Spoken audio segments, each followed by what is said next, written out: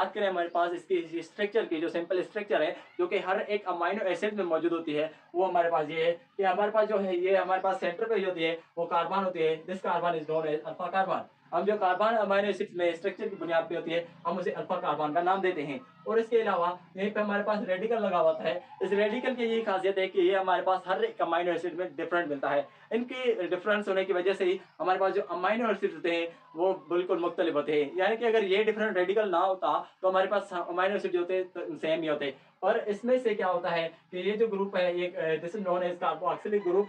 हमारे पास ये जो है कार्बोक्सिलिक एसिड ग्रुप होता है, कार्बोक्सिलिक एसिड ग्रुप। और इसके अलावा हमारे पास जो दूसरा मौजूद है this is known as amino group. अगर इसकी बात करें ये NH2 जो है अमाइनो ग्रुप होता है, अमाइनो ग्रुप। और इसके अलावा हमारे पास जो हाइड्रोजन उससे अटैच होती है। बेसिकली इस रेडिकल का मकसद ये है कि ये जो हमारे पास अमाइनो एसिड में होता है ये जो दोनों ग्रुप होते हैं वो सेम होते हैं। और ये जो रेडिकल है हमारे पास ये रेडिकल मौजूद है ये रेडिकल डिफरेंट होता है। इस रेडिकल के वेरिएबल होने की वजह से ही हमारे पास डिफरेंट अमाइनो एसिड मिलते हैं।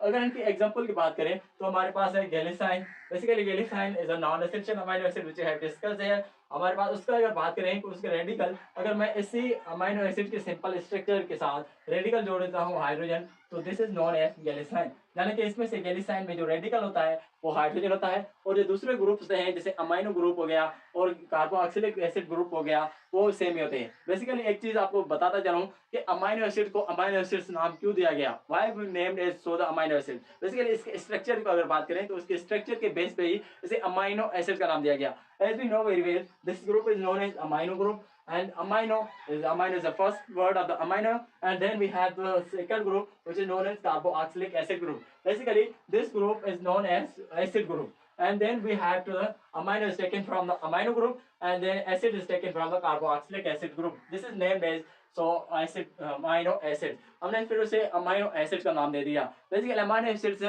पूछा जा सकता है कि अमाइनो एसिड को अमाइनो एसिड नाम क्यों दिया गया। तो इस वजह से हमने क्या किया कि जो अमाइनो ग्रुप था उसे अमाइनो लिया गया और हमारे पास जो कार्बोक्सिलिक एसिड ग्रुप था उसे हमारे पास एसिड की प्रॉपर्टी थी वो प्रॉपर्टी ली गई and this is known as amino acid group.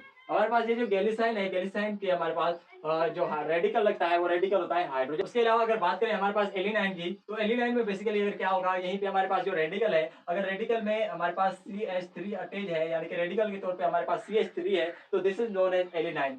Basically alanine is also non essential amino acid. Alanine भी हमारे पास नॉन एसेंशियल अमाइनो एसिड्स है। और इसके अलावा अगर बात करें हमारे पास सीनाइन की तो CH2OH उसका रेडिकल हो जाता है यानी कि radical of the serine is CH2OH। अगर हमारे पास CH2OH रेडिकल की जगह पे लगा हुआ है तो this amino acid is known as serine amino acid. अगर हम बात करें विलाइन की तो विलाइन हमारे पास जो होता है उसका जो रेडिकल होगा वो हमारे पास CH and then we have CH और उसके अलावा हमारे पास यहीं पे 2 आ जाएगा। अगर यहीं पे हमारे पास रेडिकल के तौर पे यहीं पे जो विलाइन है वो रेडिकल के तौर पे यही लगा हुआ है तो this amino acid is known as valine amino acid. Basically valine amino acid is essential amino acid which we get from the diet.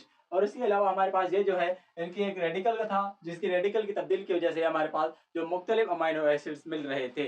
ये था आज का लेक्चर। आई होप आप लोगों को पसंद आया होगा और पसंद आया तो लाइक कमेंट और शेयर कीजिए जरूर कीजिएगा। मिलते हैं अगली वीडियो में, तब तक के लिए अल्लाह हाफिज़। Thank you so much.